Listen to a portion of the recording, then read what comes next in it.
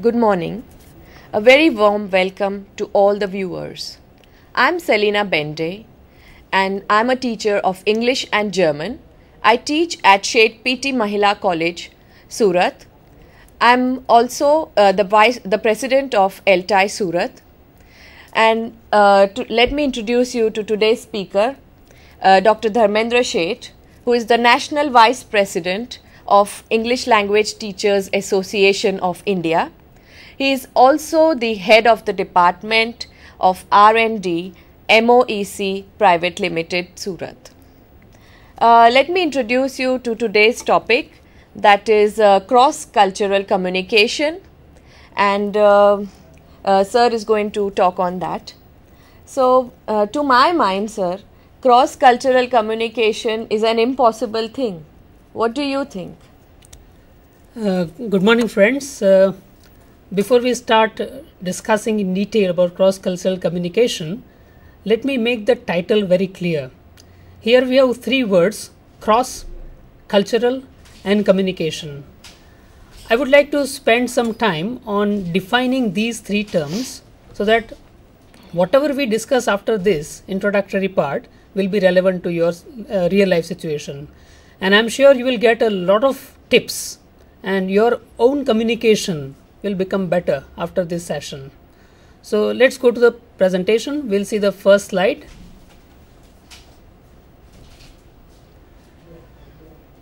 You can see on your screen the first slide. There are three important words: cross, it's a prefix, then cultural and communication. Friends, if you look up in any good dictionary, you will find about 20 meanings for the word cross. So here, what meaning is relevant in our topic? We can see in the next slide. The next slide is, what is cross? Going across a particular thing. Is it clear now? That means it is not just one person talking to himself. It is a group of people. It may be just two people, three people, or a group of people communicating with each other, and they are trying to convey their ideas, their messages across. Then the next word, very important in our topic, is culture. Now friends, if you think about this word culture, it's a very complex idea. If you look up in some material, in fact before I came for this presentation, I studied about 20 books and I tried to understand what the word culture means. And the simplest definition I got was the one on the screen. It is everything that humans have learned. Now, this definition is very easy to understand, but at the same time, it is too much. You cannot really put it into use. So I struggled and I tried to find some better useful definition of culture, and then I came across the slide from Don Snow. Now Don Snow has very nicely given the definition of culture, and particularly for today's topic it's very important to understand what culture means. Now you can see on the slide three terms: SK, that is shared knowledge. Second is SV, that stands for shared values. And the third is SP, that stands for shared patterns of behavior.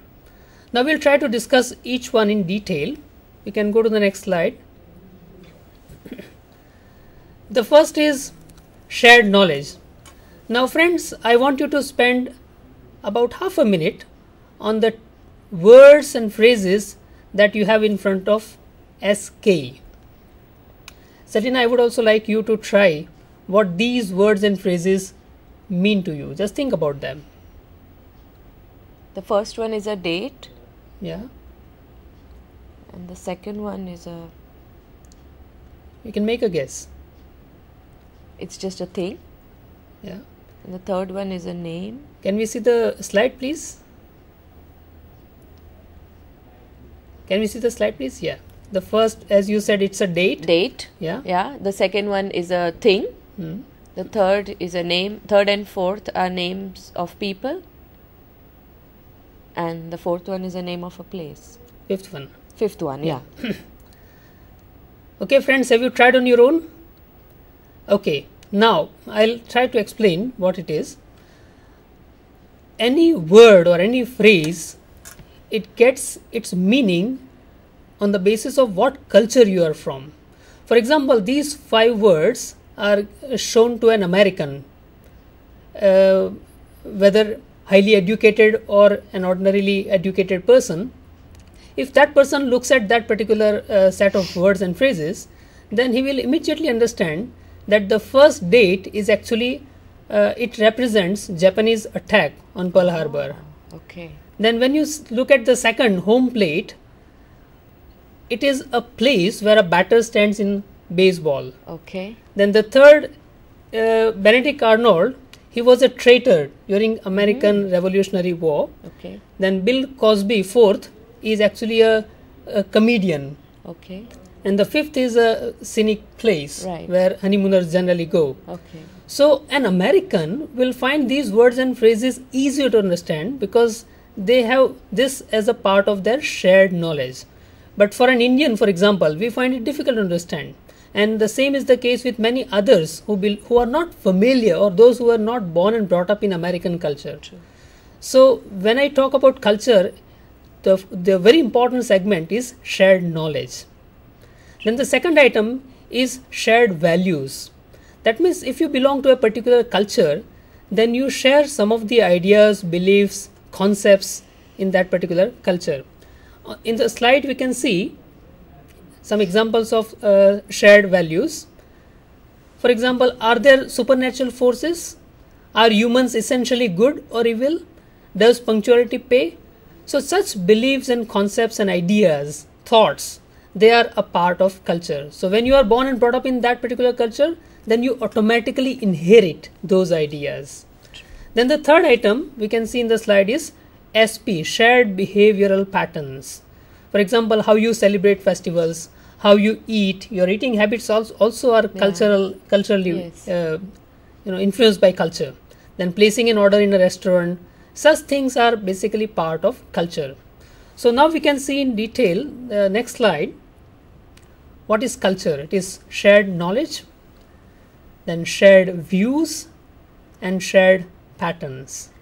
Now keeping these things in mind, we are going to discuss cross-cultural communication. So let me interrupt. So the first one, shared knowledge, if had it been October 2nd or something, then I would have identified Definitely, that definitely. one. Or Mahatma Gandhi or some names which are known to me, then That's I very would have true. identified that one. Very true. Right. Right. Next slide, please. Now, we discussed what things we need to study under the umbrella term culture. And we discussed that it is shared knowledge, shared values and shared patterns of behavior.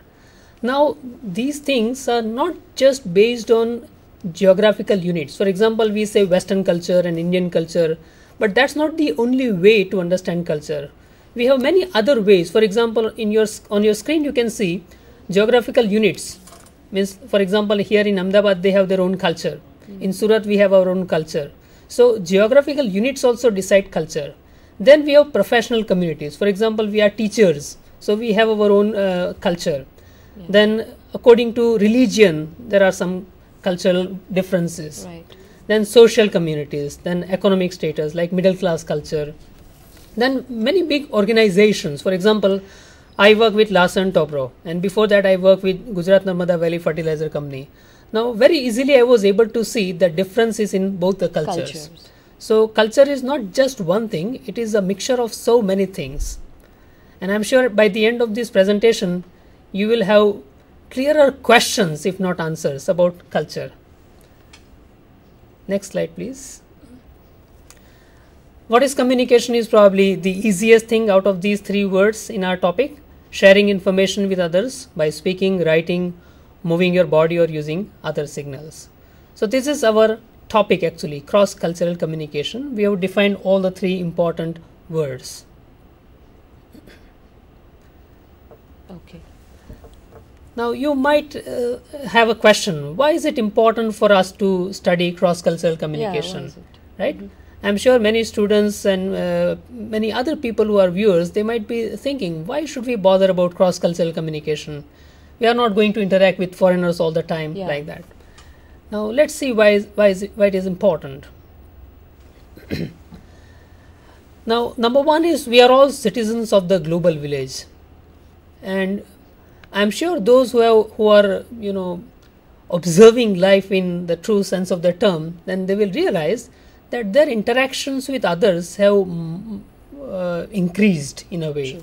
You are communicating with more people than you used to earlier, and you are communicating with people from different cultures, different nations, and that's why, as a true citizen of the global village, you should be familiar with different cultures, so that you sometimes don't offend anyone, even by mistake.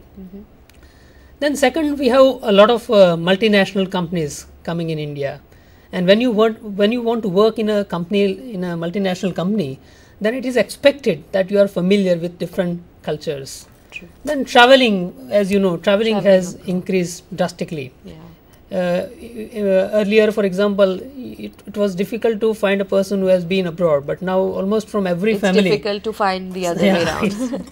It's difficult to find a person. And traveling has become easy, that's why it has become very easy. Very easy. Even starting from booking tickets to booking hotels and everything. It's so easy. So traveling on the whole has increased. Then the next is virtual world. The internet, for example. It is now in your hand. At the tip, you can see at the tip of your fingers. You can use the internet. So the whole world has really become a global village. Then the next is Indian context. Now here I would like to spend a minute. Indians by default are actually multicultural. What I mean to say is that in India, when you travel probably say 20-25 kilometers, you will find a slightly different culture. And if you travel probably 70-80 kilometers, you will definitely be able to see obvious differences in culture. Language will change. If not language, then at least dialect will change. And because of that, sense of dressing and sense of humor and everything will change. So India is a country of, I would say, it's a culture of cultures. Right. So by default, we are trained. Just being an Indian, you are trained to expect differences in cultures. Now that is not the case for many foreigners. For example, an American who was born and brought up in America and who has not been abroad, that person will probably a product of monocultural identity. True. So when he comes to a country like India, then for us probably it will be a bit easy to deal with that person, but he will find it difficult. And to make his task easy, and so that we can have a better communication event, I think we should be familiar with what he expects and what our expectations are. So in Indian context, we are lucky in a way. India being a multicultural, we have so many different religions and cultures which we have always been multilingual, and because of that multicultural, and lots of religions. We have different. So we are in a way lucky. But at the same time, because of this diversity, Serena, what happens? We expect differences and we expect others to understand the differences, but actually that is not the case. For many Westerners, for example, they will expect monocultural identity. So what they do at one place in India, they expect to do the same thing in some other part. And that's not the case actually. But we have grown up considering, I mean, we will respect other people's cultures and they will respect ours. I mean, it's a mutual understanding which we have grown up with basically. That's correct. And the last item is cultures differ. Now, it's very important to see in what ways culture differ, because if you understand how cultures differ, then probably you will be prepared for intercultural or cross-cultural communication.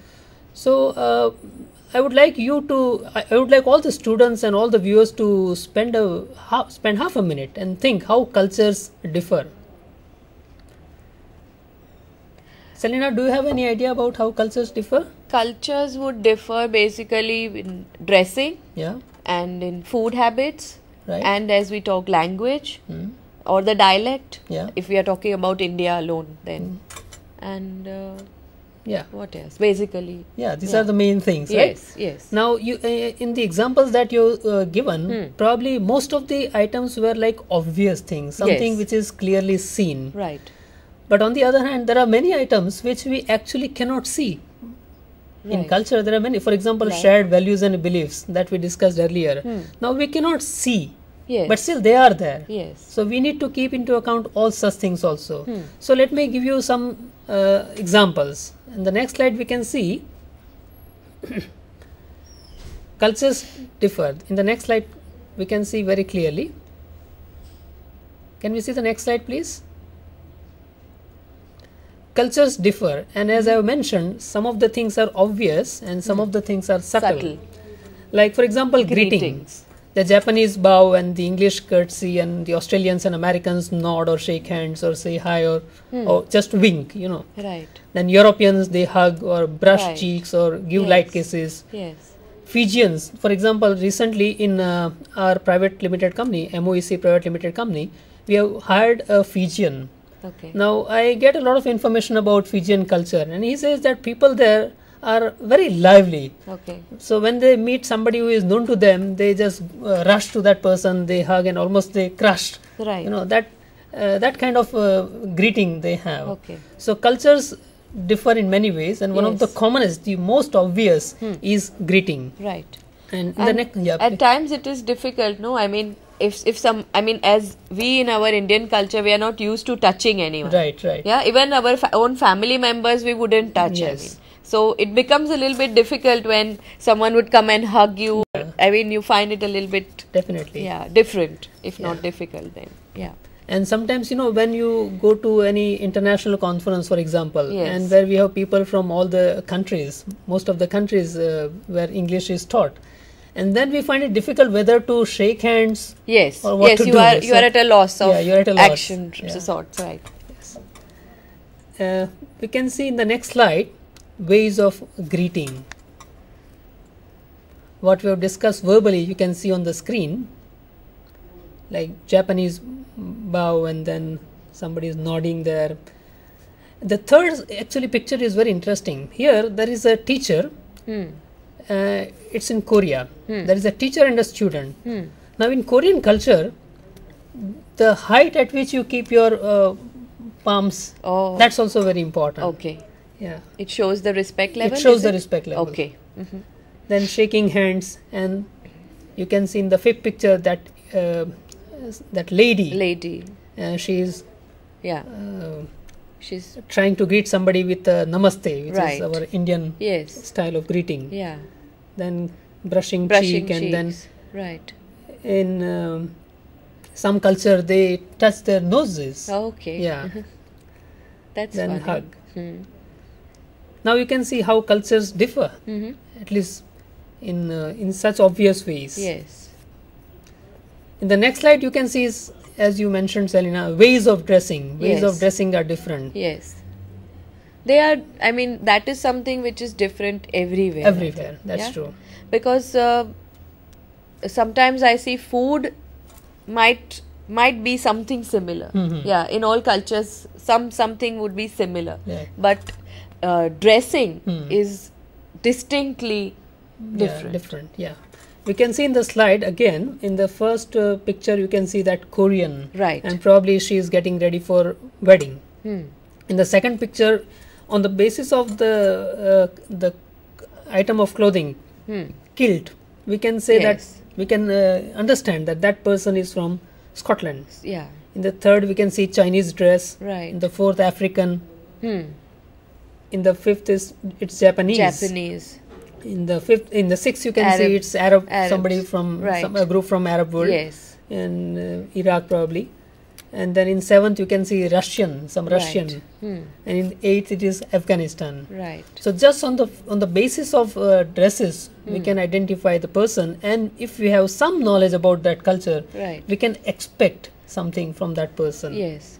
And the way we dress is usually based on the place from where we come. Definitely. Yeah. I mean, if you come from a cold country, then Yeah. you have more clothes on Yes. you and things Yeah. like that, right?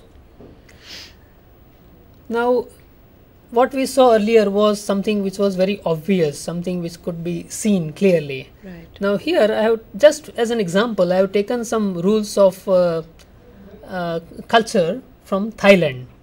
In Thailand they call it why. So it is like why, how to greet. Okay. So you can see on your screen some rules, and such rules are in almost every culture. So here just as an example I have given you what people in Thailand do. Always why people who are older than you. Now this is Okay. an unwritten rule, Okay. which people who were born and brought up in Thailand, they will know about this rule. Right. Then second is, let children and workers why you first. Means if Okay. you are older, if you are senior, you have to wait for somebody Right. to greet you, and then Yes. you have to respond. Right. Then Thais rarely shake hands or hug as a greeting. So if Right. you are new to that place and if you just shake hands or try to hug, then the other person will find it very awkward. Right. Then Thais expect foreigners to know about Thailand. Now this is very Yes. important. For example, if somebody comes in India, then probably we will not expect that person to be familiar with our Right. traditions and culture. We'll be ready Yeah. to tell them or Yeah. inform them that this is this and this Yeah, is that. Right. we will offer our service to that person. Right. Or we Yeah. won't be at least offended by Offended, anything yeah. that foreigners do. Yes. Right. Whereas in Thailand it's different. They Yes. expect foreigners to be fully prepared. Right. Means if you are a foreigner in Thailand, you should know what normal ways of Ways behavior are. are. Right. Okay. Then the next is Thais think most Americans are Christians and judge Christianity based on those they see on TV and the movies. Right. So even those people, they have some prejudices, like fixed opinions. Right. Prejudice is not a negative word always. Yes. So some fixed opinion about how people are Right. on the basis of where they come from. Like True. Indians, they will be like this. True. People from Thailand, they will be like this. So such opinions are formed in some culture. Yeah. Probably in India, what do you think? Is that the case? We are quite open To accept all to differences. accept all Yeah. cultural differences, because Right. as you said, we have been a multicultural Yeah. country, Yeah. and otherwise also we wouldn't expect anything or we won't be offended at Yeah, least. right. Yeah. We can see the next slide, please. We would also be more aware of other cultures, I think. Yeah, probably. Yes. Yeah. Right. We wouldn't be. Yeah. Yes. So the next, now that we have understood cross-cultural communication, it is important for us to decide what to study in CCC, cross-cultural communication. So as we know, we have verbal communication and non-verbal communication. Right. So let's first take verbal communication. In verbal communication, your choice of words and structures, it is very important. Particularly when you deal with some multinational company, then your choice of words, even in business communication, for example, some words indicate authority, some Right. words indicate, say, formal connotation. So Right. at that time, you have to be very careful what words you use. Some words may be offensive Okay. in some particular culture. Yeah. Then the tone. For example, I have communicated with a lot of native speakers of English in business context. So when I talk to them about how they feel when they receive any letter or mail from an Indian, Right. so very often they say that they find it very offensive. Offensive. For example, in English, when you want to say no, you don't directly say no, Say you no. can't do it. Yes. Right? You say, I'm afraid it's not possible. I'm afraid you are not allowed to do something like this. Right. It's like So- a sugar coated. Yeah, sugar coated pill. So whereas in India, normally we have like straightforward yes or no. Yes. Right. So some people find it a bit offensive. Yes.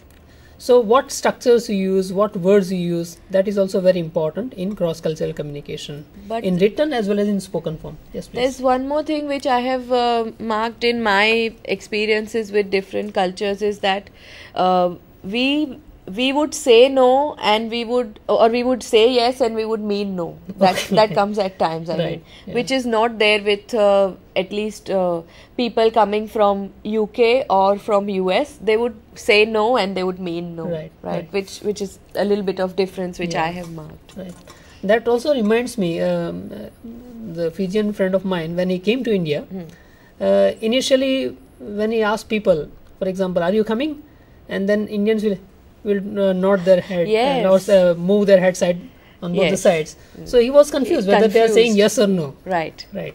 So, and in fact, that we are going to discuss in non-verbal communication. Yes. But here, okay. the actual words Right. are also culturally Cultures, potent. They right. have some connotations. Yes. So, choice of words and structures, then tone, right? Formality. Sometimes I recently had a discussion on this topic, and a friend of mine from American Center, she said that very often when she receives any mail or mail from India, then people start communicating with that person as if she is a very close friend, Right. like Yes. somebody who doesn't know you, and if he or she addresses you, hi Selena, Right. I want this material within 10 days, Huh. so you will not be comfortable, you would not like to respond to that mail. Right.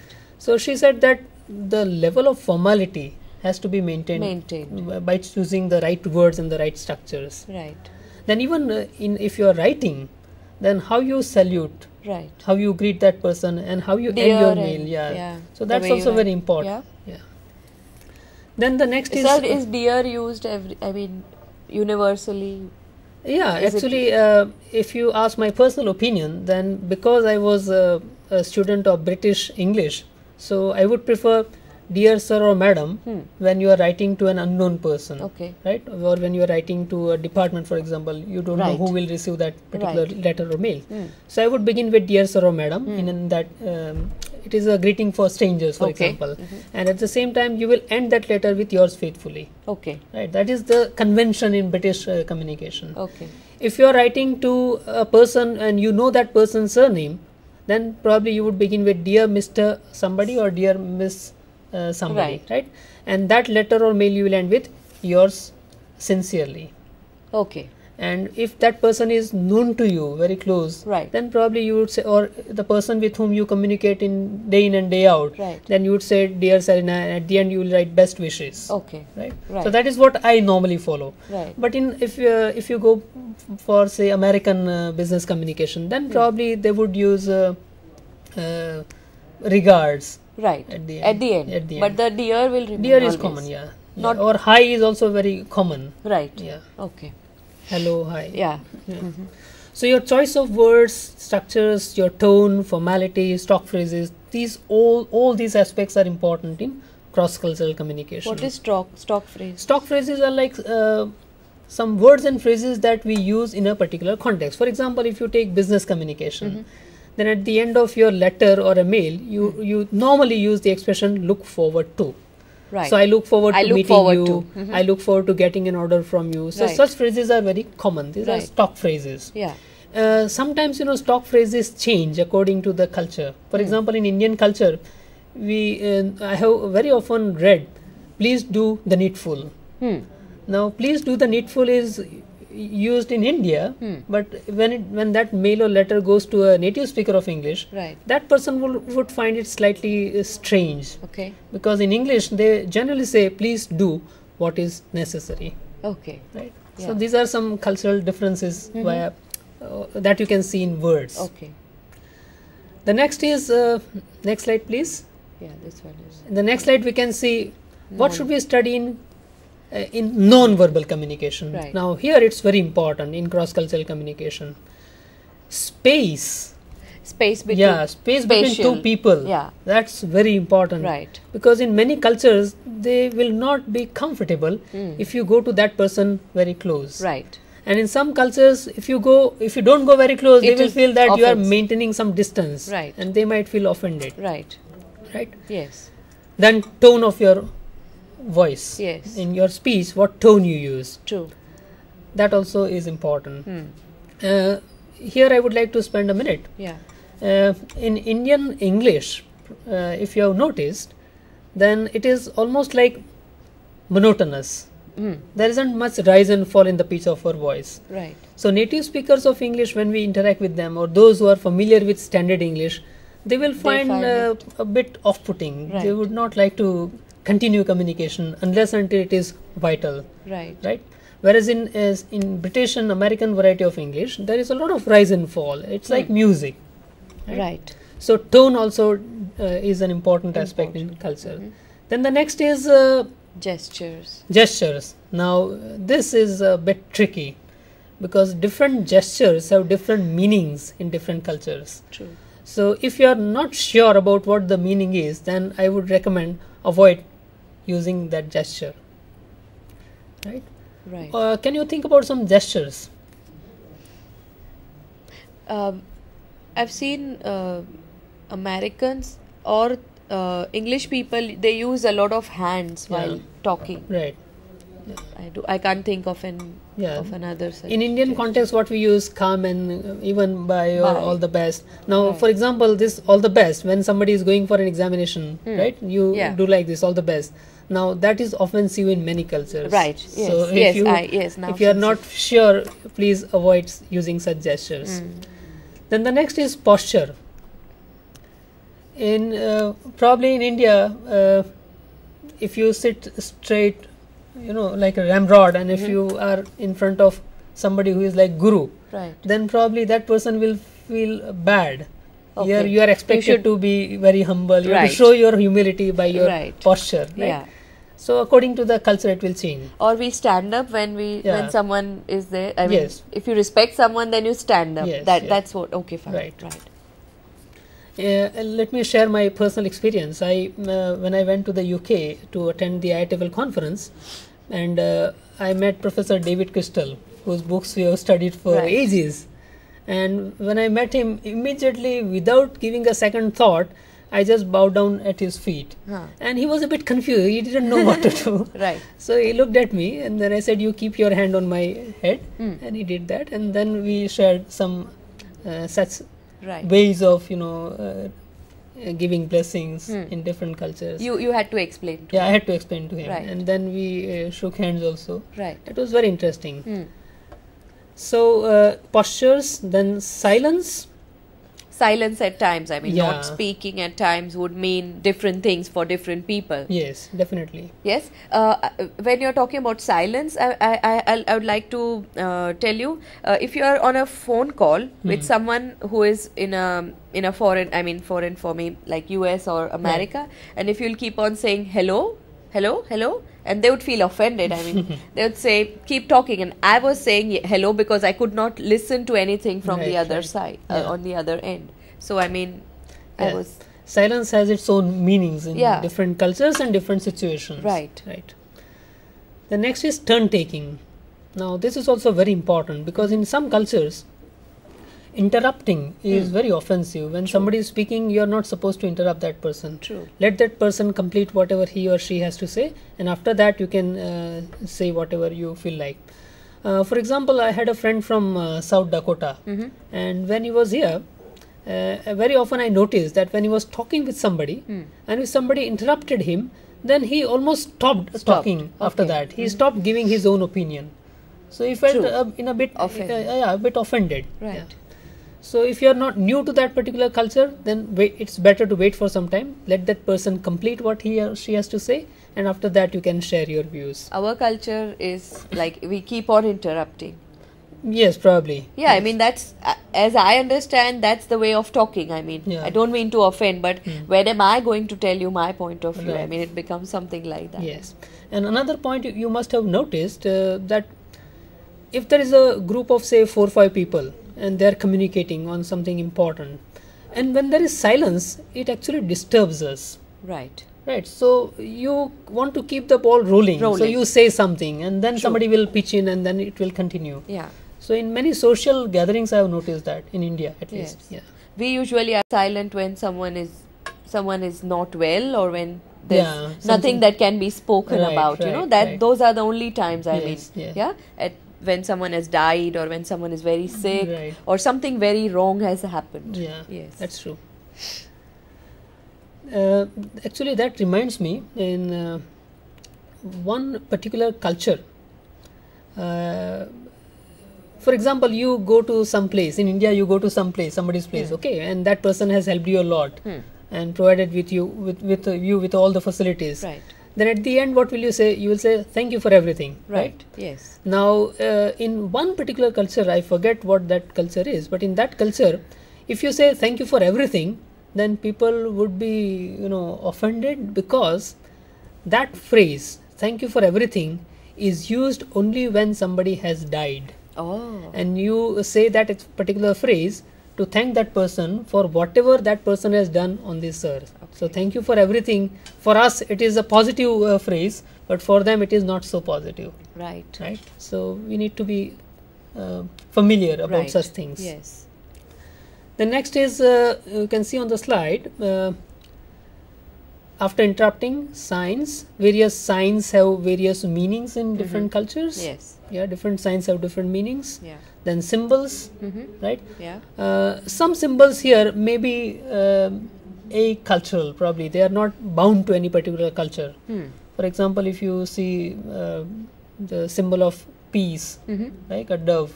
Right. So that is universal, Universal. probably, Right. Then for environment, green has also become more or less universal. So Right. some symbols Right. are like universal. Colors also. Yeah. Yeah. And colors, as Colors would have different Yes, meanings. some like colours for definitely. white and black. yes, For yes. us, I mean, we have white for mourning, and Yeah. they have black for mourning. Yeah. Right. The other way around, for example, if there is somebody is getting married, then you would not put on a White. black shirt also, a coat, Right. coat Yes. particularly for Yeah. wedding. Yes. In Indian culture at least. Yes. But now the trend is slightly changing. It is Yes. becoming more westernized. Right. No, but still, and white. I mean, the bride would usually be in white. Yeah, which in is, Western culture. which is completely opposite. Unthinkable in right Indian for us. Yeah. context. Yes. Yes. Then the next is attire, the dressing. The way you dress up. that right. we already discussed. Yes. And Then- that is connected to the formality level. Yeah. Yeah, sometimes, right, to a formal place, if you cannot go with certain Yes. attire, and yeah, or if you put on a hat or a it is Yes, not not accept yeah. not accept. Yes. Right. Then humor, actually. Humor. is also a very Yeah. important aspect to study in cross-cultural communication. Humor, and I would add laughter, which is not on the slide, but I would add humor and laughter. Because in some culture, laughter is also not acceptable in all the situations. True. And humor has its own Yes. ways and means. For Yes. example, if you are in a British environment, British culture, then you will notice very soon Right. that they use language to generate humor. And even in their ordinary day-to-day life communication, they will use a lot of humor, Right. which is not in Indian environment, probably in Indian English at least. Right? Right. Then the next is the format. You'll be surprised to find that even format of whether a letter or a report or anything for that matter, that is also culturally sensitive, right? Next is taboos, Do's and don'ts. do's and don'ts, Okay. like some things which you never ever do in some contexts, in some cultures. Then festivities, how you celebrate festivals, right? And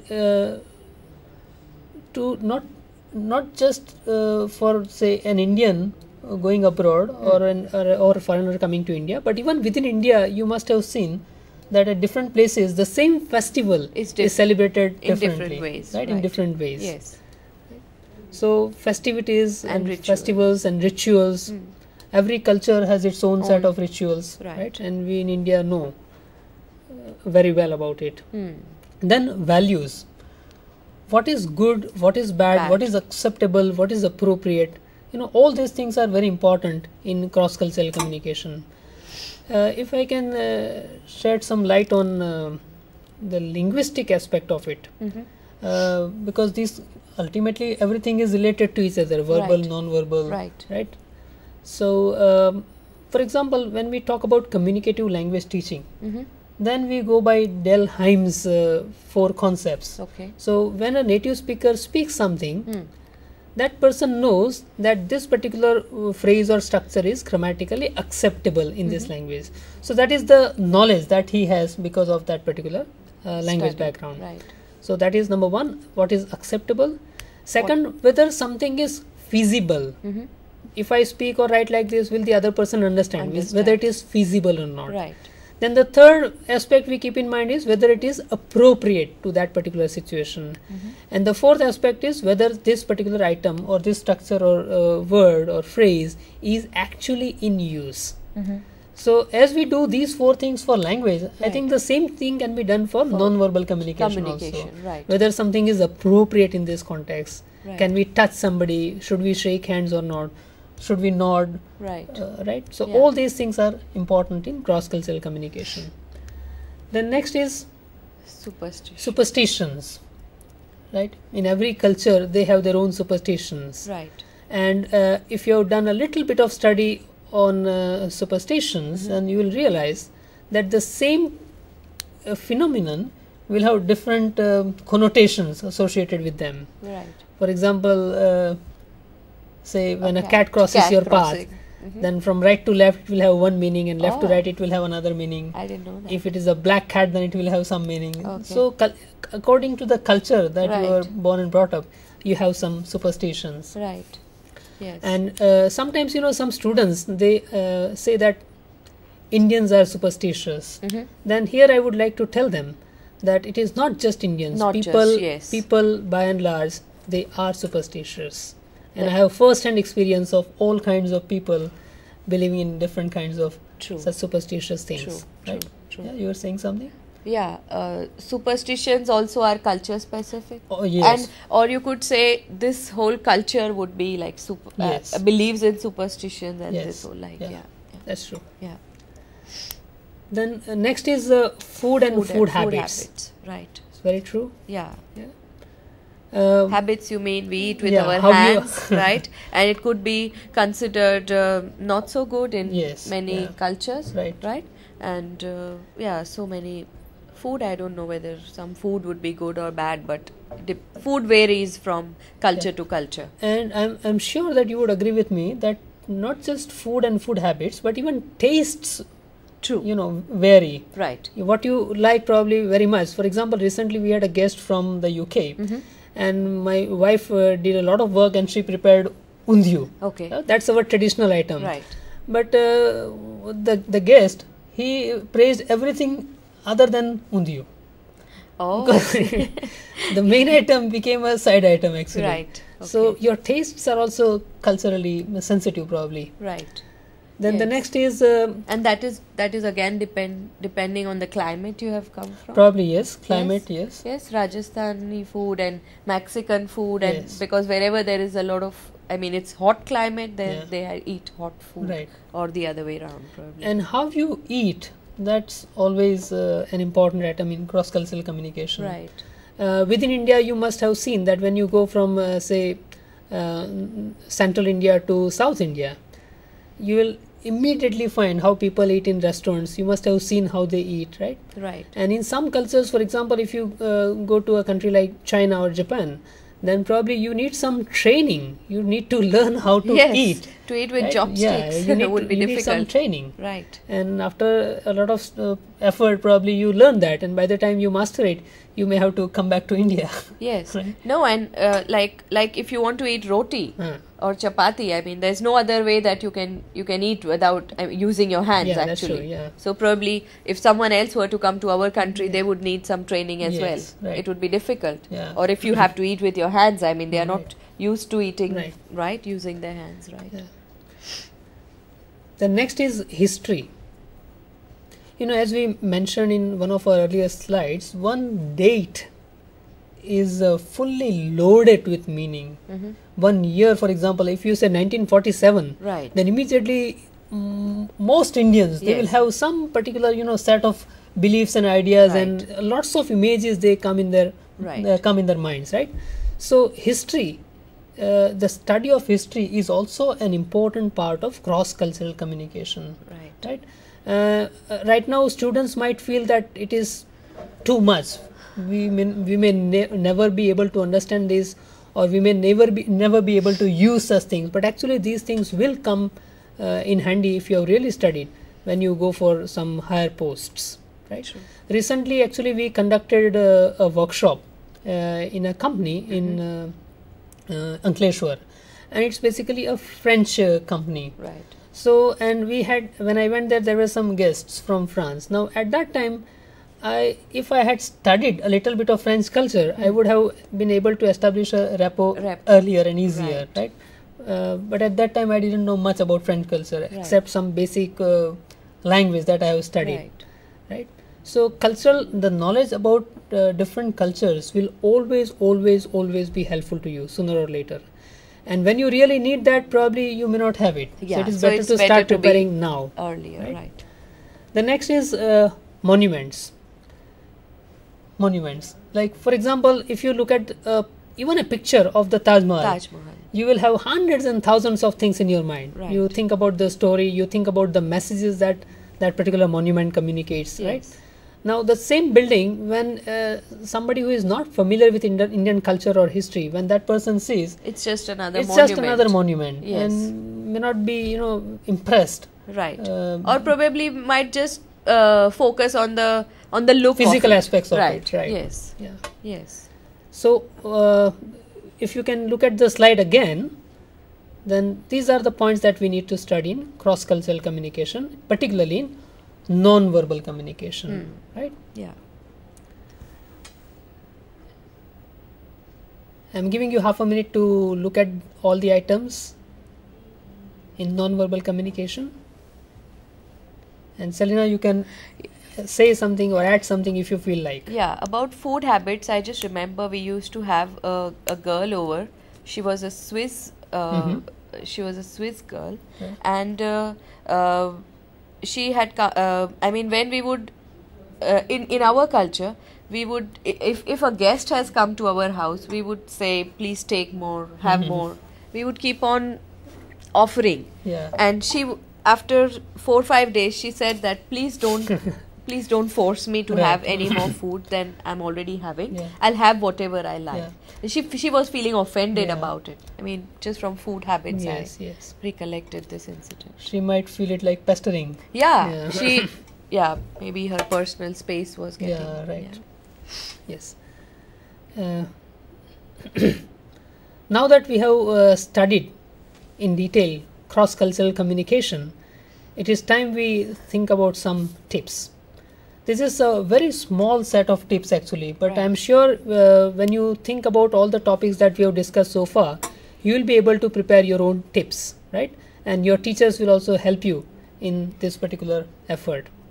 So the first tip is be sensitive. Yeah. As we mentioned earlier, in India, because of this cultural diversity, We are and we already- have unity in diversity, so we expect differences. This is very important. We expect differences. Right. For example, when somebody is from some other country, we know about that. Then immediately our mind is ready to accept differences. So if that person behaves in a slightly different way, different from what we do, then we will accept it because we expect differences. Yes. Number one, and then we are more sensitive towards differences. Right. Whereas that is not the case for many other cultures. True. Those who are from monocultural background or Yes. monolingual background Yes. even, because culture and language, they go hand in hand. Yes. So They are for- not ready to expect that. Yeah, they don't expect, and that's and why then- they and they feel- don't accept. Yeah, because Yeah, they they don't are unable expect, to- they yeah. are unable to accept Accept, it, right. and they feel offended. Yeah. True. And there may be some legal, consequences after True. that. True. True. Yeah. Yeah. So first is be sensitive whenever there is any difference. Difference in the way people greet you, in the way they even offer you something, Right. the way they agree with you, the way they disagree with you. Yeah. Like, suppose you offer something to somebody, and if that person says, "No, I don't want," so you may find offended in Yes. the beginning, but you have to accept. You have to be sensitive that that is the way they do They it do in their it. culture, Right. Right? Yeah. And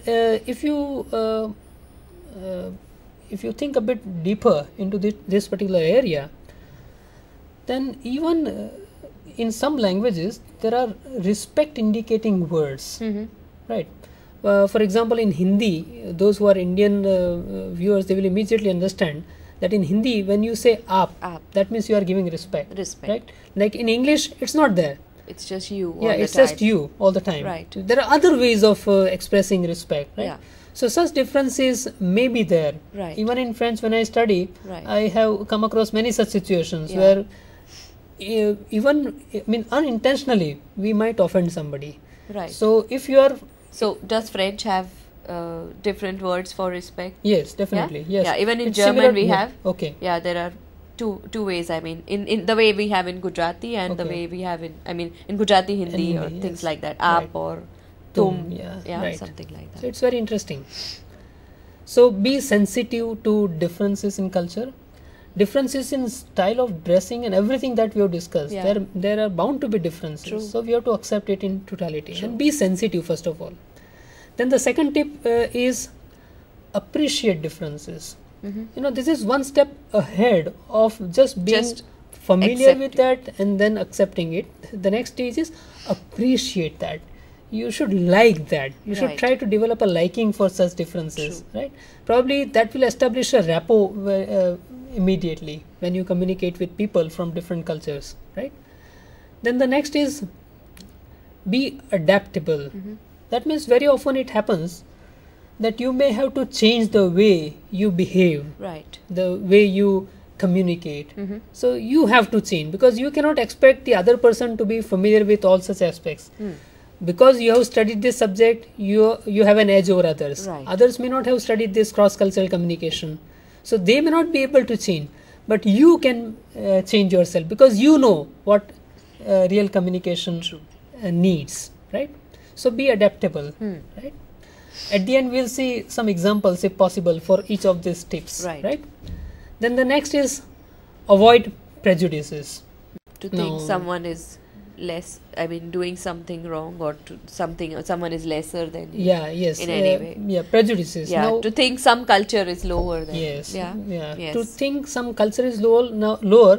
Now here I am talking about not just countries related cultural or Yeah, cross country communication. No, but within even India, within India. even within a family, True. I go to the extent of saying True. that even within a family, if there are two brothers and their families may have different cultures, True. right? So at that time, avoid prejudices. Means don't, for example, normally when we have guests from Sri Lanka, for example, Right. then we feel that they may not be as competent as we are. Yeah. They may not have the worldview that we have. Right. But actually, that is not the case. Many of Yes. my friends in Sri Lanka, they are widely read people, highly intelligent people, Yes. and they are in no way inferior In to Indians. any. Yeah. Right.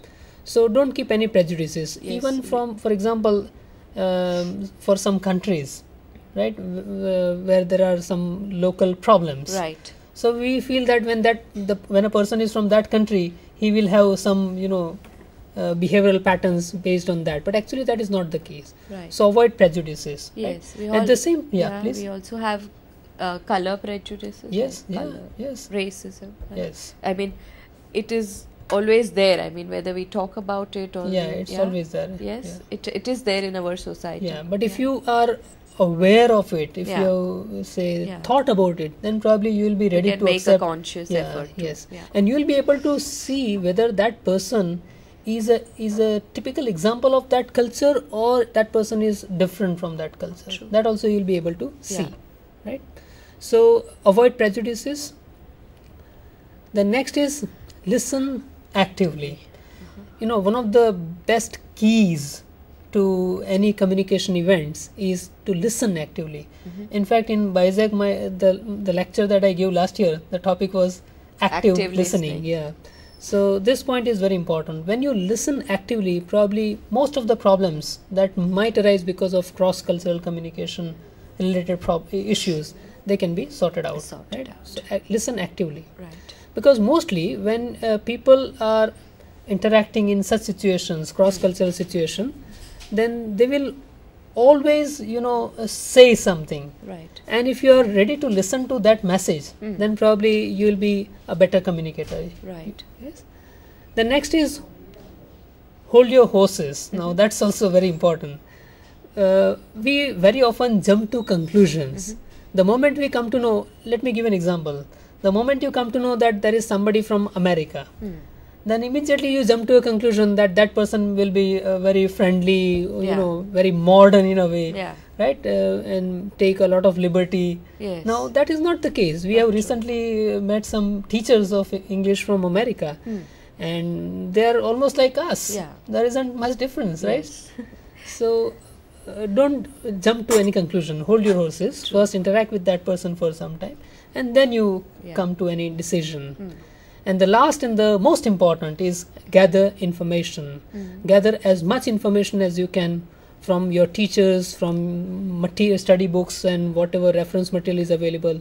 Go to websites, interact with people, and then gather information, right?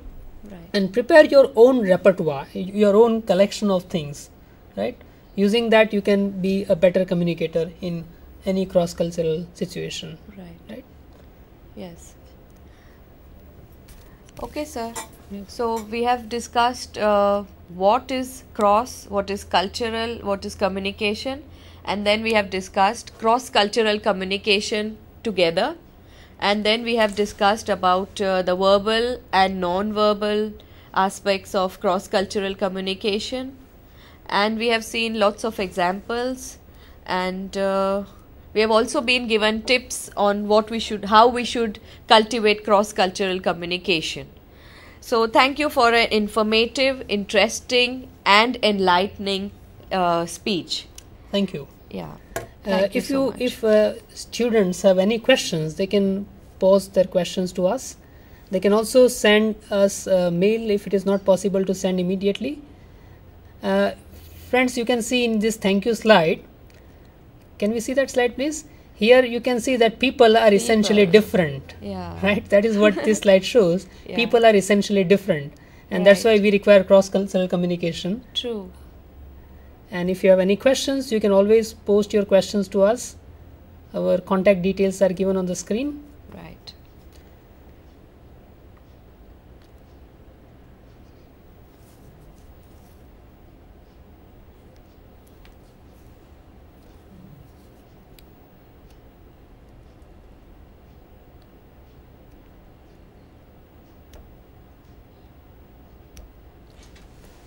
Thank you very much. Thank you.